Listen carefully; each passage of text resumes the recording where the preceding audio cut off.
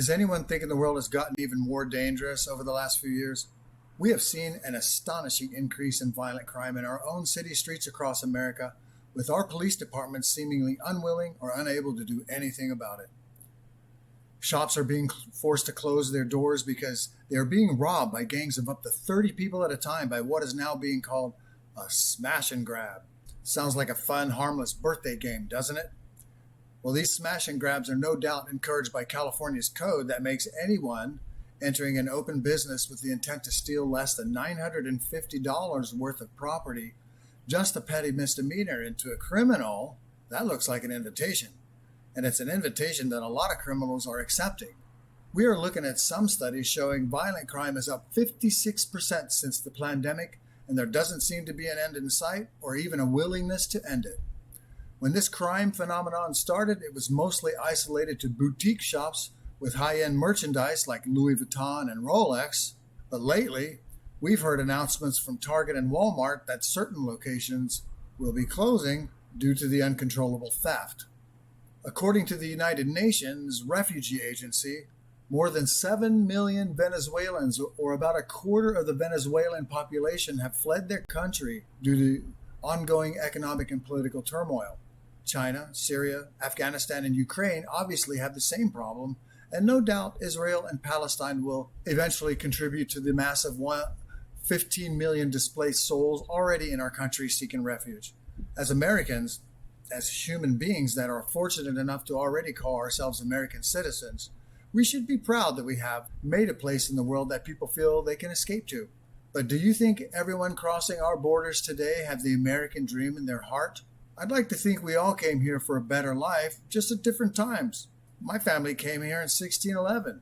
Maybe yours came in 2011, but do you think there may be some truth in the reports that fentanyl, the most dangerous drug in the world has ever seen, is being trafficked through our overwhelmed borders?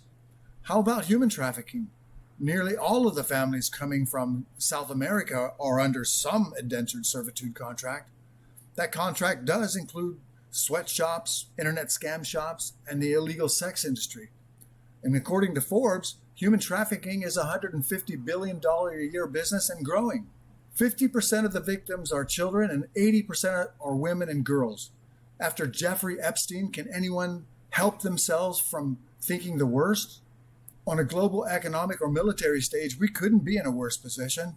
Ukraine has been horribly defeated even after the Biden administration has spent over $75 billion of hard-earned American tax dollars that most of us wouldn't even have spent a dime on. Everyone knows Ukraine has always been corrupt and still is, as evidenced by the show Zelensky put on by firing his recruitment heads right at the time he is conveniently about to appear in front of Congress to ask for yet more money from the American people. And it's not over. Palestine has declared war on Israel, and Israel is our ally. Some may even say Israel is an extension of the United States, but no matter how you look at it, the United States is poised to defend Israel and will most likely do just that should the conflict escalate, and it would appear that escalation is inevitable, which means that we are in for more war than nobody wanted or even sees the need for. Never mind that if you pull back enough layers, you will find the United States government and NATO at the very core of every single conflict on the planet today. But does it matter how it all started anymore? All the finger pointing in the world won't change the looming fact that our government simply does not have our best interests in mind anymore. Whether it's bailing out banks for fraudulent activity in 2008 that you would be spending years in prison for, or starting regime change wars that the public was lied to about, killing millions of people, costing trillions of dollars with no foreseeable end, and to add insult to injury, it would appear that these piss-poor global decisions have left the defense of our country itself at a compromise. You know, the rumors that ammunition is running low are most likely true, otherwise we wouldn't be sending cluster bombs to Ukraine. Cluster bombs have already been agreed to by all civilized nations to be a war crime. If our elected government refuses to protect the rights of its citizens, gives away the arsenal we need to protect ourselves, and uses the National Guard as deployable combat units instead of protecting the domestic homeland as they were intended, then how in the world do we protect ourselves, our constitutional republic, and most important, our way of life? Many people think that the Second Amendment is just the right to bear arms, and it stops right there.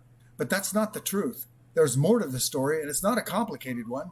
What it actually says is simply this: a well regulated militia being necessary to the security of a free state, the right of the people to keep and bear arms shall not be infringed. You see, it's only one single sentence, and you'd have to try really, really hard to complicate it. Over the years, the question of the legitimacy and the need of the citizen militia has come to rise. And, well, not only does the Constitution specifically allow for the formation of a federal army, it also recognizes the inherent right and the need of the people to form militias. Further, it recognizes that the citizen and his personal armament are the foundation of the militia. The arming of the militia is not left to the state, but to the citizen. However, should the state choose to arm its citizen militia, it is free to do so, bearing in mind that the Constitution is not a document limiting the citizen, but rather a document limiting the power of government. Now, should the state fail to arm its citizen militia, the right of the people to keep and bear arms becomes the source of the guarantee that the state will not be found defenseless in the presence of a threat to its security. It makes no sense whatsoever to look to the Constitution of the United States or that of any state for permission to form a citizen militia or to arm itself, since logically the power to permit is also the power to deny. If brought to the logical conclusion, government may deny the citizen the right to form a militia. If this were to happen, the state would assert itself as the principal, making the people the agents. Liberty then would depend on the state's grant of liberty. Such a concept is foreign to American thought and repugnant to the Constitution. While the Second Amendment to the United States Constitution recognizes the existence of the state militia and recognizes its necessity for securing of a free state, and while it also recognizes that the right of the people to keep and bear arms shall not be infringed, the Second Amendment is not the source of the right to form a militia, nor the right to keep and bear arms. Those rights existed in the states prior to the formation of the federal unit. In fact, the right to form a militia and to keep and bear arms exists from antiquity. The enumeration of those rights in the Constitution only underscores their natural occurrence and importance. According to the 10th Amendment, ultimate power over the militia is not delegated to the federal government and is the sole responsibility of the people. Consequently, the power of the militia remains in the hands of the people. Again, the fundamental function of the militia in society remains with the people. Therefore, the Second Amendment recognizes that the militia's existence and the security of the state rest ultimately in the people, who volunteer their persons to constitute the militia and their arms to supply its firepower. The primary defense of the state rests with the citizen militia bearing its own arms. Fundamentally, it is not the state that defends the people, but the people who defend the state. The second line of defense is the state of the state consists of a statutory organization known as the National Guard, whereas the National Guard is solely the creation of statutory law. The militia derives its existence from the inherent unalienable rights which existed before the Constitution and whose importance are as such that they merit specific recognition in that document.